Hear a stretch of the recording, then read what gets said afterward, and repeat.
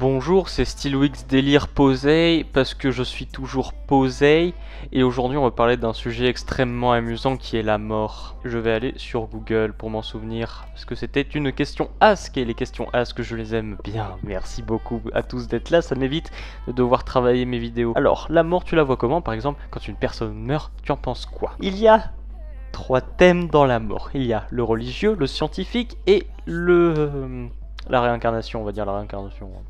C'est religieux aussi, mais c'est un truc un peu à part, je trouve. Si les avis divergent, c'est ce qu'il y a de plus normal. Hein. Parlons de la mort religieuse. Dans la plupart des religions, après la mort se trouve un monde plein de bonheur.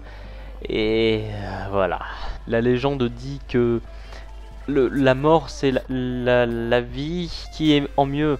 Et en fait,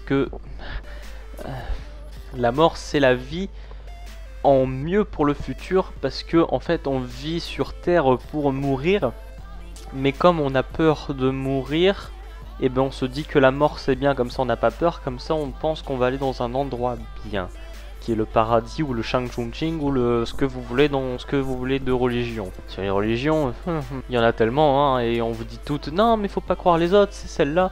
Donc à la fin qui il faut croire, bah je sais pas. Hein. Un religieux vous dira, si vous êtes un connard qui amasse beaucoup d'argent, il vous dira ouais, mais ça sert à rien, tu l'emporteras pas dans la tombe, mais la foi, tu l'emporteras. mais en fait, vous savez que si vous avez rien, pas du tout d'argent, hein, vous emporterez rien non plus dans la tombe. Et si vous avez la foi, et ben c'est bien, bah vous allez mourir avec. Et des hommes riches peuvent aussi avoir de la foi et l'emporter dans leur tombe, tout en étant riches. Quitte à aller au même point, je pense que c'est mieux d'y aller en ne se privant pas de la vie. Donc d'un point de vue religieux, la mort c'est une vie éternelle après. Mais ça on n'en a pas la preuve parce qu'il y a personne qui est revenu et dire ah oui en fait ça se passe comme ça, donc tu le diras à tout le monde pour qui croit en la religion. Enfin normalement c'est la haute personne qui l'a dit, mais bon après il n'y a pas plus de preuves que ça. On va parler de la réincarnation parce que ça fait une bonne suite. La réincarnation ça serait que on est tous une âme unique qui voyage de nouveau corps en nouveau corps quand l'ancien corps décède. Et ça intervient tout de suite dans un calcul mathématique. Ça veut dire qu'à la base, il y a un certain nombre d'âmes. On va généraliser en disant il y a 1000 âmes sur Terre. Il y a 1000 âmes. On n'est pas 1000, mais bon, il y a 1000 âmes. Et ces 1000 âmes naviguent entre tous les animaux et les humains. Oui, c'est généralisé. Hein. Comment ça se fait qu'on puisse encore être réincarné si on est plus de 1000 après? Parce que je veux dire, au début de l'ère de la vie, on n'était pas trop beaucoup, alors que là on est beaucoup de monde, ce qui fait que mathématiquement il faudrait qu'il y ait des nouvelles âmes, donc peut-être que les âmes qui peuvent se réincarnèrent et qu'il y a des fabrications de nouvelles âmes. Enfin bon, mathématiquement la réincarnation c'est incorrect pour moi, car après ça peut aller dans l'autre sens aussi. S'il y a plus d'âmes que de corps, les âmes elles font quoi? Ah, deviennent des fantômes. Arrêtez. Donc la réincarnation, c'est pas un truc que j'adore. La mort biologique, c'est la mort scientifique d'ailleurs. C'est la mort où quand tu meurs, c'est un écran noir. Pour toujours. Et là, c'est ce qui est le plus intéressant. Parce que on est face à deux cas. Celui où il y a une vie éternelle, où il faut choisir sa future vie sur Terre pour l'avoir dans le futur.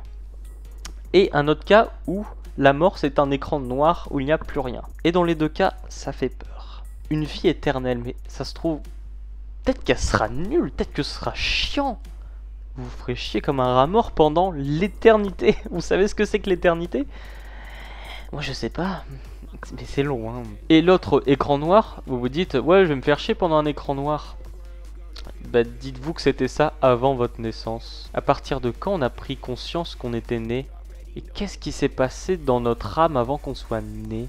C'est toute l'histoire du temps. Mais c'est vrai ça, on était où avant qu'on naisse dans cet écran noir? Et on n'en a pas conscience. Ça veut dire que la mort, on n'en aura pas conscience non plus. Mais bon, il faudrait se suicider pour faire l'expérience. Mais cette notion de temps avant la naissance, elle est quand même intéressante. On remonte dans le temps, et toutes vos images, tous vos souvenirs, ils rétrécissent comme ça, vont devenir totalement brouillés, avec des flashs noirs partout.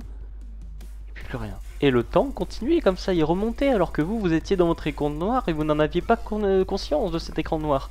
Et ça remonte comme ça, comme ça, comme ça. Même aller jusqu'au Big Bang si vous voulez.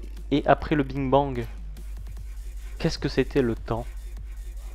Parce que le Big Bang, normalement, ce serait un noyau qui aurait pété, qui aurait créé des galaxies et ce gigantesque univers.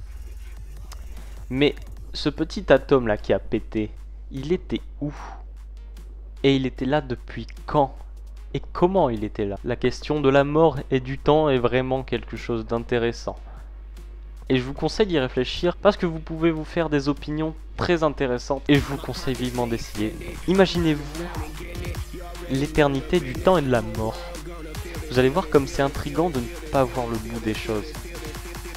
Bonne soirée et amusez-vous bien avec la mort.